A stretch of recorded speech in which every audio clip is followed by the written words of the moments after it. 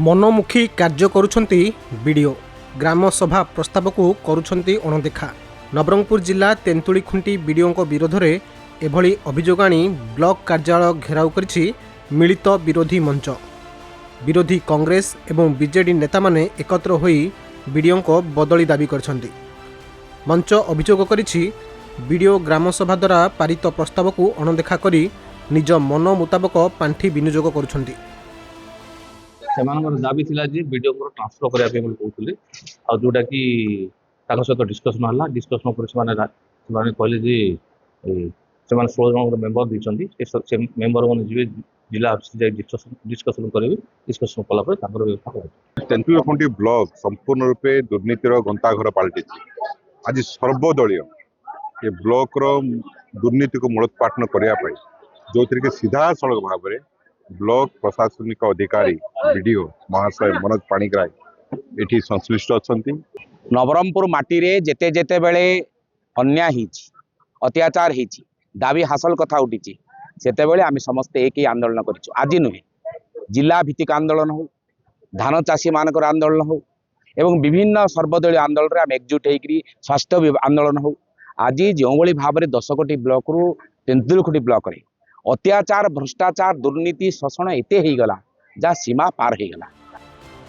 सरपंच समिति सभ्यों को अणदेखा करने सह जनसाधारण समस्या को गुरुत्व देउनाहांती। तेणु बीडीओ को बदली सह ब्लॉक रो समस्त पांठीर हिसाब देवा आदि 7 दफा दाबी नहीं मंच ब्लॉक कार्यालय सम्मुखें धारणा देथिला। एथिरे कांग्रेस रो पूर्वतन जिला सभापति मुन्ना त्रिपाठी, डाबुगां विधायक तथा बीजेडी जिला सभापति मनोहर रंधारी, पूर्वतन सांसद प्रदीप माझी नेतृत्व में बहु संख्यार कर्मी एवं 24 जन सरपंच और समिति सभ्य सामिल होते। परे अतिरिक्त तहसीलदार आंदोलनकारी सहित आलोचना करथिले। एक 14 जनिया टीम जिलापाल को साक्षात करी आलोचना करने नहीं निष्पत्ति होइतिबा अतिरिक्त तहसीलदार प्रकाश करिसंती।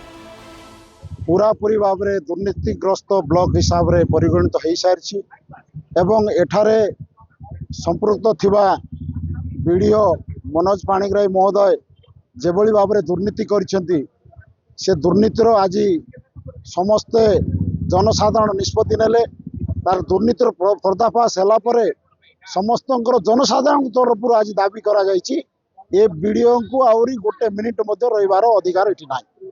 बीडीओ 8 मास है पंचायत समिति मीटिंग करना हम बारंबार दाबी पत्र देला बाद से 7 दिन पर मुझे डिसाइड कर सरपंच ये चेयरमैन वाइस चेयरमैन को डाकिक समाधान करी मीटिंग इमिडिएट करी कहले।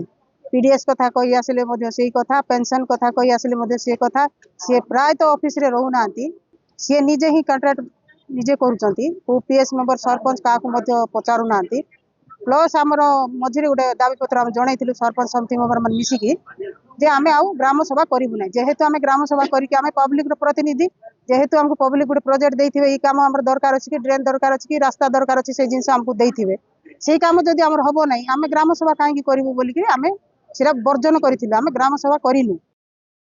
नवरंगपुर अनिल प्रभात भत्रा रिपोर्ट खबर ओडिशा।